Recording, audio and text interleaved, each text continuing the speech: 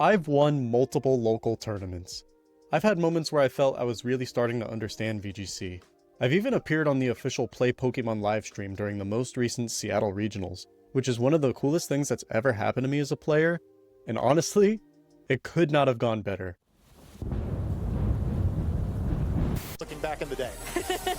Well, this Bronzong actually just really not going to hurt too much either. So this Bronzong is going to get with the program. Gets definitely so with that special defense drop. I mean, this Cresselia actually critical hit, but the body press is going to finish. Trying to break the sturdy of that Ogre Pod, and Bronzong's like, you know what? I'm going down, chat. Yeah, bye, Cresselia. So, part of me actually believed I was pretty good at this game. And honestly, I do think I'm good. But after 3 regional championships, a win rate below 50%, and 0 day 2 finishes, I think it's time for me to admit something.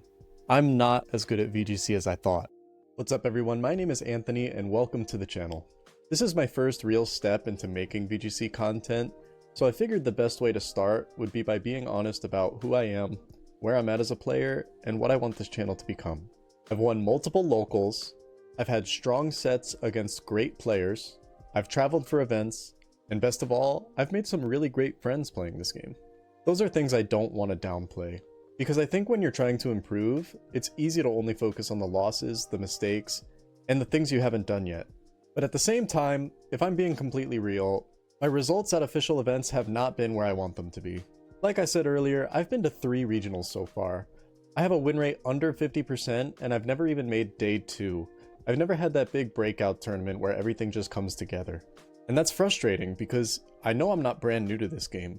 I know I'm not completely clueless. I know I can make decent reads, build decent teams, and understand a lot of what's happening in a match. But there's a difference between being pretty good and consistently great. And that difference becomes really obvious when you start comparing yourself to the players at the top. Players like Wolf Glick, Aaron Zhang, and so many others have shown time and time again that they're some of the best in the business. They don't just have one good run. They consistently perform at the highest level against the best players under the most pressure. And that's where I want to be one day, but I'm not there yet. Not even close. So that's really what this channel is going to be about. This is not going to be a channel where I pretend to have all the answers. I'm not going to act like every team I build is perfect, every play I make is genius, or every loss was because of bad luck. This channel is going to be about the process, the testing, the team building, the bad leads, the missed win conditions, the games where I tunnel vision, the games where I make a good read and still lose, the locals where I do well, the tournaments where I fall short, the moments where something finally clicks. I want this to be a place where I document my journey as a VGC player as I continue to get better, because I think there are a lot of players like me. Players who aren't beginners anymore, but aren't top level players just yet. Players who understand the basics, watch content, practice on ladder, go to locals, and maybe even travel to regionals, but still feel like there's this huge gap between where they are and where they want to be. That's the gap I want to close, and I want to do it publicly. And with all of that said, it is the first day of Regulation M, and we are going to use this team that I threw together this morning. This is a Mega Pyroar and Mega Eelektross dual Mega team, and it looks familiar. Really, I just put Pyroar in the slot that Charizard's normally in, and Mega Eelektross instead of a Mega Floette. Probably just a worse version of that Big 6 team, but it's been doing pretty good so far. I went on a 10 win streak to Ultra Ball, 1 I think I'm in, and then I did lose a couple games, but this team hasn't felt so bad. Most games I just click Tailwind, Sunny Day with Whimsicott, and Pyroar with its new ability, what is it, Blaze Boost? It's actually chunking, if not one-shotting, most Pokemon, believe it or not. And then Eelektross is just there. I have Discharge on it just to like run it alongside the Life Orb Garchomp here just to do some like Disquake shenanigans or something. And I also like to bring it to rain teams. It's been really good into rain teams so far. But the Dragon Pulse is for Garchomps that I can't hit with my electric type moves, or Archaludons that also resist it. And it's felt honestly pretty good. Like, I've probably brought King Gambit the least. This probably isn't the King Gambit set I want for this team, but it's been doing okay. So let's just see. We can figure it out as we go if we can make this work here. So let's go ahead and try it out and see what we can do. and see if we can learn anything in the process. Okay, so I've played this team a couple times. It's honestly not such a bad matchup. I always lead Whimsicott. Normally I see these guys just lead like Grimmsnarl, Staraptor. I like to bring Whimsicott Pyroar here. You might think Electros, but this combo is enough to outspeed and pretty much just get rid of Staraptor, even if it does get a boost up. Just in case, I think I'll take Basculegion here. It's going to help into the Incineroar, it's going to help into the Sinistra if I get a nice Last Respects off on it, stuff like that. And then I'll take Garchomp in the back, my Life Orb Garchomp, just in case they go for like the Gengar mode or they bring King Gambit here. So let's give this a shot. I don't really know how it's going to go. This is the first day of the metagames. This is probably a team that only works because people don't expect what I'm going to do. But yeah, we'll see how it goes. Okay. So I think I called it. They lead the Grimmsnarl and the Staraptor. Here, it's usually just Fake Out turn 1. I think I want to go Moonblast right into the Staraptor turn 1. And then I think I just want to Protect. That sounds good to me. This is bad if they Fake Out Brave Bird Whimsicott here. But of all the Staraptors I've faced so far, they haven't done that yet. So hopefully I call it this turn as well. Let's see if it's just like Light Screen or something from the Grimmsnarl. He does Fake Out the Whims. Does he go to for close combat into the Pyroar? Yes, he does. So this turn's actually going to be pretty free. If he switches out into Incineroar here and protects with the Staraptor, that could be pretty not good. But Staraptor will just get outsped and go down to this double up here if I can hit my Heat Wave. So there's no switches actually. He could go for Parting Shot. Parting Shot might maybe help him live, but it's going to be really close and I don't really think so. Yeah, he goes for Parting Shot. That's fine. There's no Protect. So I'm -1 on the Pyroar, but I think if both of these hit, it's still going to go down. Okay, we get the Moonblast off. Yeah, that's a crit. That has to be a crit. Okay, so that's obviously very convenient. In my games from earlier, that does about 60-70%. So, yeah. And then once you lose the Staraptor, you're left with pretty much just all of your support pieces. That was pretty good. I think I played that well. The crit obviously was pretty sad for him, but I think regardless, even though I was -1 on Pyroar, that the Heat Wave definitely would have picked it up from whatever range I left it at with the Whimsicott. So that was a good that was a good first game. Let's see if we can get to Master Ball as we keep going. Okay, Big Six. This is actually the team that broke my win streak. It is still very good, obviously. I feel like they didn't release enough to make this not good. Let's see. We should outspeed pretty much anything on their team. We could lead, because I'm Jolly Max Speed on this Garchomp here, and I'm Timid Max Speed on this Whimsicott here, so Tailwind plus Dragon Claw if they lead Garchomp is nice. Would they lead Floette? I'm honestly not sure. I don't think so. What Mega do we want? Actually, it's not really a hard choice. I think Pyroar is really good here. They have a lot of fire resistances, but even in the sun, these Heat Waves are going to really hurt Charizard. They're really going to hurt Basculegion. Speaking of Basculegion, I think King Gambit might be the last call here. Because we do have Aqua Berry, so if we can like chunk down Charizard, Sucker Punch could maybe pick up. We're running out of time here, so I'm just going to lock this in. Maybe I should have brought Basculegion over the King Gambit, but we're going to see how it goes. I think it's not so bad. 7 win streak. Let's see if we can break it. Okay, it's Floette and Garchomp. That is rather unfortunate, isn't it? What could we do? We die to like a Earthquake Dazzling Gleam or something. The problem is there's just like no good switch into that. I think they may just want to double, or not double, sorry. They may just want to protect the Garchomp, assuming I'll like just launch Moonblast into it or something. I see no problem, just Moonblast, Earthquake. He does withdraw Garchomp, so he's scared. He doesn't know the speed tiers, and he does go into his own Whimsicott. Let's see if it's just a protect from the Floette, or if it's just gonna throw out Dazzling Gleam or something. I feel like Dazzling Gleam is coming. If it protects, then this is a good turn. And it is not. So Fairy Aura boosted is quite a lot. Wow. And we do outspeed. Life Orb Earthquake is enough to take it out. Wow, that's crazy. That's crazy. So this must have been a pretty squishy Floette. Or Life Orb Garchomp is just like that. Honestly, I'm inclined to believe that Life Orb Garchomp is just like that. So he loses his Mega without even getting to do anything. So can we... What will he do? He sends out his own Garchomp. So I think it could be just like Protect Garchomp, Moonblast from Whims into my own Garchomp. How bad is that? It's not so bad. I think Tailwind here is important. And then, what can I do? I can't Protect in front of the Whimsicott. That sounds like an awful idea. I'm expecting Protect from Garchomp, but I think I need to go for this anyway just in case not. I don't want to get Encored into Protect either, and there's nothing I feel comfortable switching into. We do outspeed. Ooh, okay. I was adamant before. I just recently switched to Jolly because I was getting outsped by certain things. It's bulky Citrus Chomp, that makes sense. Yeah, and it is just Moonblast into my Whims. What will he do? What will he do? Just... Oh, but I kill him with Rough Skin, so that's really good. It's really nice that Whimsicott lives there too. So I don't think their Whimsicott went for Tailwind yet. Who's their last? For sure Basculegion, right? So I think I want to save King Gambit for the very, very last. Wait a minute. Did Garchomp? Oh, never mind. I'm silly. I'm just silly. That's all good. I forgot about the Citrus. I thought it was going to go down to the Rough Skin. I was like, how's it still there? So we have a couple things we can do. I think we outsped the Garchomp. It has Citrus, so it's probably Adamant.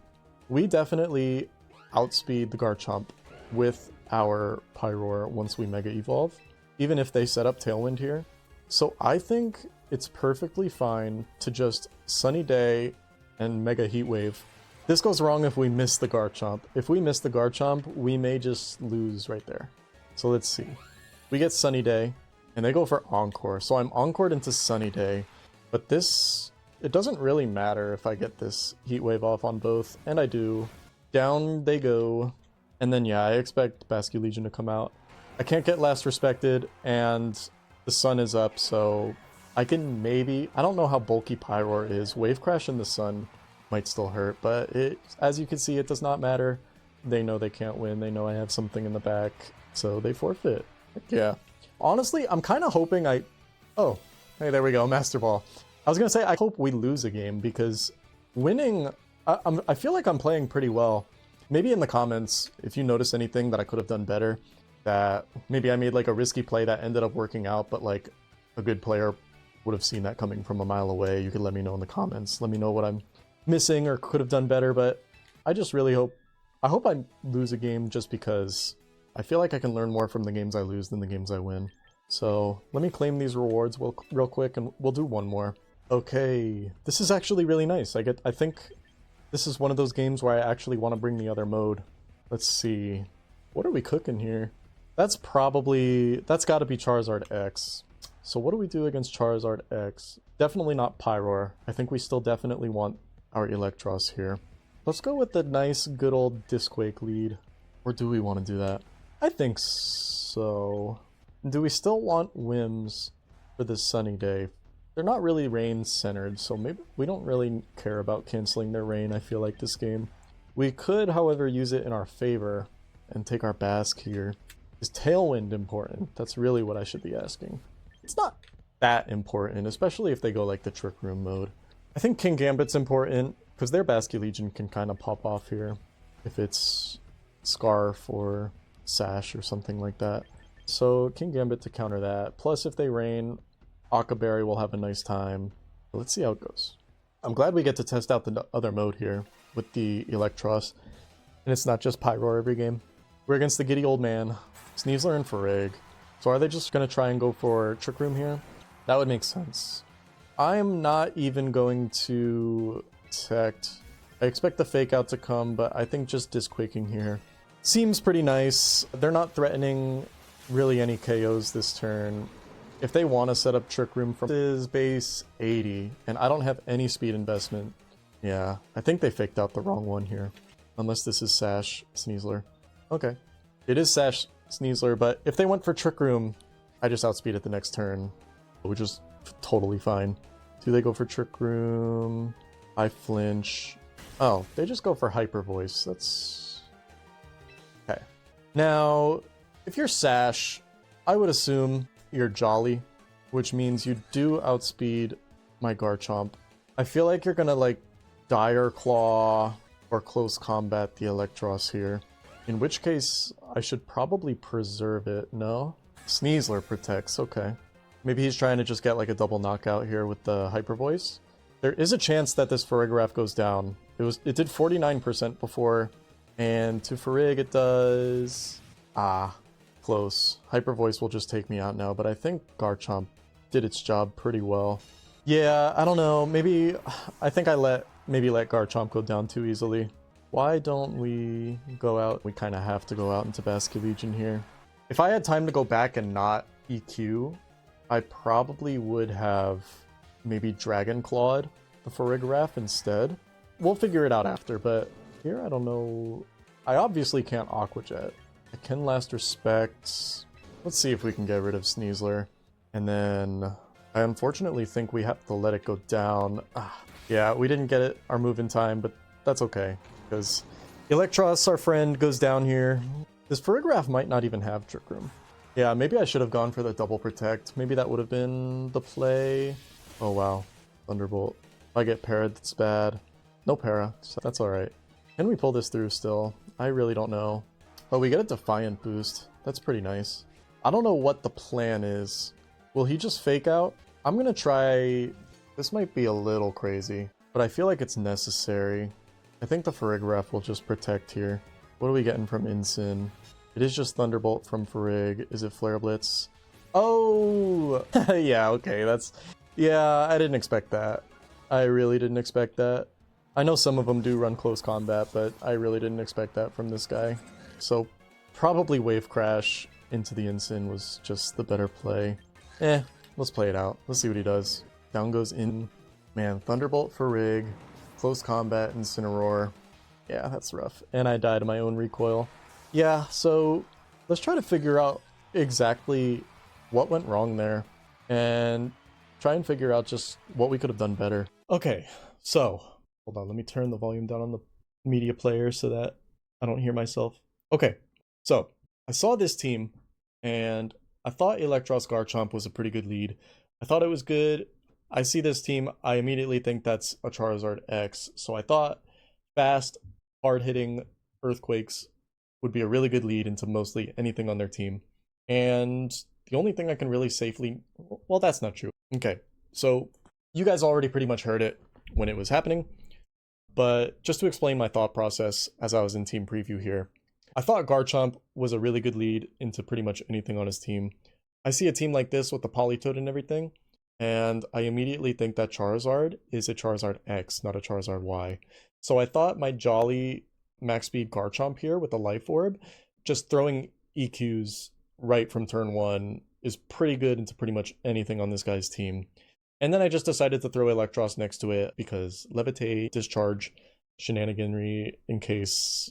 I don't really know in case what, but yeah, basically I just wanted to go for Discharge, Earthquake stuff. Maybe I could have led Whimsicott next to it, but I was scared he would lead for Farigiraf, which he did do, but he never clicked Trick Room. He just went for Hyper Voice, and I think that's really what killed me there, because we'll get to it. Hang on one second. So here's turn 1 of the match. I'm thinking, okay, he's going to fake out with Sneasler, and he's going to Trick Room with Farigiraf. Honestly, looking back at his team, I really don't know why he would have clicked Trick Room. The Farigiraf seems to kind of just be there. Maybe it does have Trick Room, and Trick Room's like just a mode it has, but I should have figured, like, if he clicks Trick Room into my team, like, what is that actually doing? So I think the game becomes really hard right from turn 1, because I Mega Evolve. I just go for EQ Discharge here, and he does... where is it? It's earlier. He does... come on. Trying to go back to when I get faked out. You all saw it. So he fake outs my Electros here. I feel like if I knew the fake out was coming, I really don't see what my opponent would have done necessarily against a double protect here. If I had double protected, I could have just EQ discharged the second turn. But like I said, I was so scared of Trick Room, I felt like I just had to go with my hard damage right off the bat, just in case he doesn't click fake out. And if he does go for Trick Room, I at least get damage off on the Pokemon on the field and whittle this Farigiraf down. But because he goes for Hyper Voice, look how low my 2 Pokemon are at. They will go down to another Hyper Voice the following turn. This is a really offensive Farigiraf, and it's still savable, right? Like, this next turn... Oh, hi Chicho. There's a cat on my lap. I don't know if you guys can see. You can't rub on the mic. Come on. Oh my gosh. But yeah, this was still savable. Like, this could have been a roll, the 49% I did to Farigiraf. That could have been a low roll. And with a high roll, I could have knocked out the Farigiraf and saved my Electros, taken out the Sneasler. Actually, no. I think because it protects this turn. Sneasler does. So yeah, I'm thinking like, okay, I'll protect the Electros because I think he faked it out the first turn. He's probably just wants to target this down. It's going to go down to Hyper Voice anyway, so that would really not be good. So I'm going to protect it here, and I'm going to hope I can take out Sneasler and Farigiraf with one more Earthquake. Hopefully he doesn't like close combat the Garchomp this turn, because that would be even the worst case scenario. And then I think what he does here is he actually protects Sneasler. Maybe he doesn't know like the speed tier or something. Maybe he thinks like I'm Choice Scarf on the... No, because he would have seen the Life Orb tick. I forgot that item's in the game now and I'm using it. But yeah, so here I'm just in the same pickle, right? I go for EQ, he protects Sneasler, and I miss the Farigiraf by like 2%, which is fine. It's really bad, but it's also fine. Let's skip forward a little more. Yeah, there it is, living on 2. And I go down because it uses Hyper Voice that turn, I think. And then I'm thinking like, okay, so what does he have in the back? And I think I go out into King Gambit here. No. I go out into Basculegion here. And then what do I do? What do I do? I forget what I do here. What do I do here? Why am I hovering Protect? What do I do here? I don't remember what I do here. Oh yeah, I Wave Crash Sneasler. Why do I Wave Crash Sneasler? And then time runs out while I'm picking a move. That's really not good. Maybe the double Protect should have been what I went for. And so I Wave Crash Sneasler and I take it out. See, the problem is not picking up that KO on the Farigiraf. The turn, it lived on 2% from Garchomp's second Earthquake. I could have gone for Aqua Jet there. And then also let's see, he had Incineroar in the back. I could have outsped that with the Electros and gotten a good chunk out of it. Because the Farigiraf led, I couldn't Aqua Jet the Sneasler. Lived. Because the Farigiraf lived, I couldn't Aqua Jet the Sneasler, which let it KO my Electros. I also expected it to just close combat over Dire Claw on the Electros. So that's why I didn't switch into King Gambit there. I was worried he would just close combat, seeing that my Ghost type is on the field, and KO my King Gambit in one hit. Let's see if there's anything else we can kind of review here. I didn't expect the Farigiraf to have Thunderbolt either. And this is how you know this is an offensive Farigiraf, because a bulky one, I don't think it would have done 75% to Basculegion. So now I think the game's pretty much over. We don't even see his fourth Pokemon.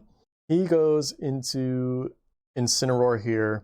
And basically what I'm thinking is, okay, what do I do here? Oh yeah, I protect Swords Dance here. Why did I protect Swords Dance? I would have to go back and listen to my reasoning. But yeah, I protect Basculegion and go for Swords Dance here, which I don't know what I was really thinking. I should have probably just Wave Crashed the Incin. I'm adaptability Mystic Water, so even though I'm -1, I probably could have KO'd it. But yeah, I live the Thunderbolt, but then the Incineroar just busts out the close combat, and it's like, alright, GG. I wasn't expecting close combat. I probably should have. I know some do. Some run like max attack, and you run like fire move, close combat, dark move, like Flare Blitz, and then I go down. And then next turn, I'm just sitting there. I should have tried to pick up the K 100% on... I could have done Farigiraf or Incineroar there. And then we just lose the game from here because we are 1v3 here. So not a good game. I hope you enjoyed the worst replay review ever. It's not something I do a lot, yet it's something any good player will tell you should do. So I'm definitely going to start doing that more often. And we're just going to try and identify our mistakes. So key takeaways from this replay. I should have probably protected turn 1. I was worried protecting would just let them get a free Trick Room up, But if I get faked out, they get Trick Room up anyway, and I just take some damage. So probably should have protected just to cover everything. This protect play that's on the screen was kind of weird. Why I didn't just attack with the Basque Legion, I don't know. I don't really know what I was thinking. Also, that being said, I think we need to tweak some of the moves on this King Gambit. Yeah, Akaberry Sword Stance, 2 dark moves, isn't really... it hasn't really helped very much. Definitely probably just want like Iron Head or Low Kick on there over Sword Stance. And then we can keep Kowtow and stuff like that. What else? I'm sure there's a lot more I'm missing that you guys can tell me down in the comments, but please let me know. That's the point of this channel and everything. Oh, goodbye, cat. So anyway, thank you guys for watching. I really hope you enjoyed the worst replay analysis you've ever seen in your life. There's probably tons of key mistakes, even in the games that I won, that I am just missing. It's difficult to identify these things when you don't really know what you're looking for. So hopefully you guys in the comments, if you're better than me, can let me know down below some of the things I should really be focusing on. And yeah, that's pretty much it. Thank you guys for being here at the start of my journey, and it's only up from here. Thanks, guys.